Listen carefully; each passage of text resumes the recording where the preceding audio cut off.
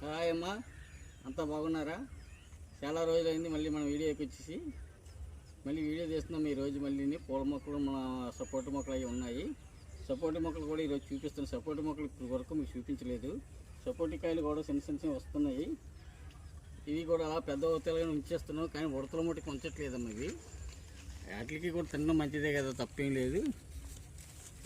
Support కాయలు కూడా బాగున్నాయమ్మా. ఇక వస్తున్నాయి, 4-5 వచ్చాయమ్మ ఇప్పటికి. ఇవమ్మా కాయలు.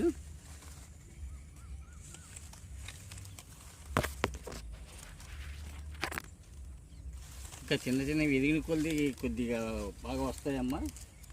మనం తెంపుకుంటా ఉంచేస్తున్నాము, అందుకని ఇంకా వస్తున్నాయి. నెక్స్ట్ ఈ బెండకాయలమ్మా. మొన్న వేసానమ్మా పాదులు. మా రైతు ఊర్లో ఉన్న అతను కాయగూరల షాప్ పెట్టారు. అతను చెప్పారు, నీకు మంచి విత్తనాలు పంపిస్తాను అయ్యా అలాగని చెప్పారు. ఆ విత్తనాలు తీసుకుని వచ్చి వేసాను. వేస్తే వాళ్ళు ఏంటంటే కాయగూరలు తెచ్చి రైతులంతా కూడా మంచి విత్తనాలు వాడతారు కదా, ఆ విత్తనాలు తీసుకొచ్చి వేసాను. వేస్తే కాయలు కూడా బాగా వస్తున్నాయమ్మా. ఒక 3 డేస్కి కనీసం మన కూరకు సరిపడే కాయలు వస్తున్నాయమ్మా ఇవి. అందుకే వెంటనే ముదిరిపోతే బెండకాయ కూడా పని చేయదు, అందుకే వెంటనే కట్ చేసేస్తున్నాము ఇవిని.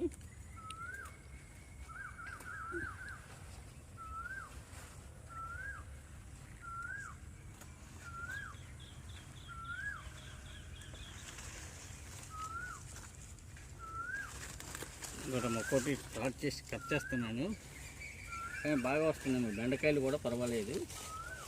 వేసిన దానికి మనకి ఏంటంటే మన ఇంటి ముందు కూడా నీట్గా ఉంటుందని చేసి వేసాము, కానీ పాదులు కూడా బాగా వస్తున్నాయి. ఇక ఒకటి కట్ చేసేస్తున్నాను పాపకి.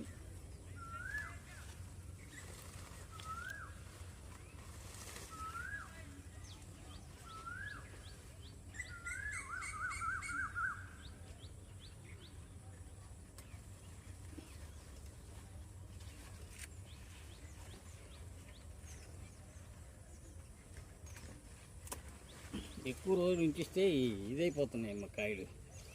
బెండకాయలు వెంటనే తెంపించుకుంటేనే